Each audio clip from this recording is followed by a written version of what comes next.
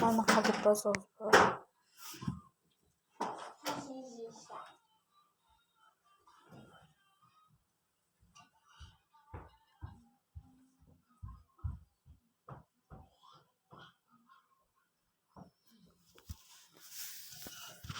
Qo'limda hozir boshlang'ich narxi 1 million so'm turadigan. Diqqat! Strobar kosmosdan kelgan shokoladni hozir Hozir yonimda yo'q-da. bunaqasi o'tmaydi nima bu endi? Qanaqasi o'tadi?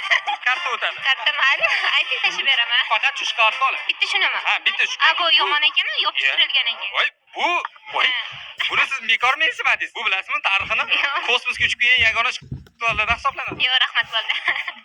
Tashlab ketishdi mani. Birinchi kuni hech kimdan 1,5 million ola olmadim. Lekin ertasi kuni bo'lsa auksionimiz haqidagi xabarlar butun O'zbekiston bo'ylab bitta tarqalib Telegram kanallarida aylanishni boshladi. Va natijada auksionda naqd 2 million pul beraman. Jalq emas, chunki bu pullar hammasi xayriyaga ishlatilar ekan. men olib keldim hozir bularni. 2 million bersangiz, men 2,5 million berishga tayyorman, aka. 2,5 million ham bor. 3 million bor. Bugun auksionimiz oxirgi kunida mana hozir to'laganim va bitta men kelishdi. To'laganim. Siz necha pul beraman dedingiz? 4 million beraman. Sizchi? Haydalashib o'tirmayman, 7 million.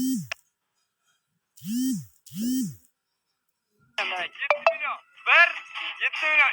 2, 7 million. 3. Tabriklayman. Strobar shokoladi endi sizga.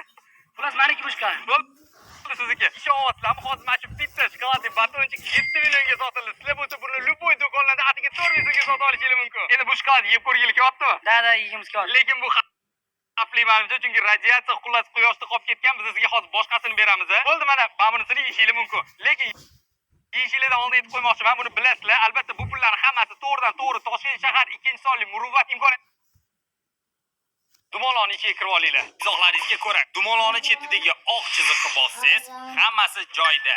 Lekin mana bu qizil chiziqqa tegib qo'ysangiz, yutqizasiz. O'yinimiz qoidalari juda ham oson. Birinchidan, hech kim bir-birini itarib olish mumkin emas. Ikkinchidan esa bo'l. Keling endi o'yinchilar qancha vaqt dumaloq ichida turib bera olishini so'rab chiqamiz. Qancha turib bera olasiz mana shu yerda? 3 kunda. Men 3 kun ichida bera olaman. Chunki 4-kun opamni to'yi.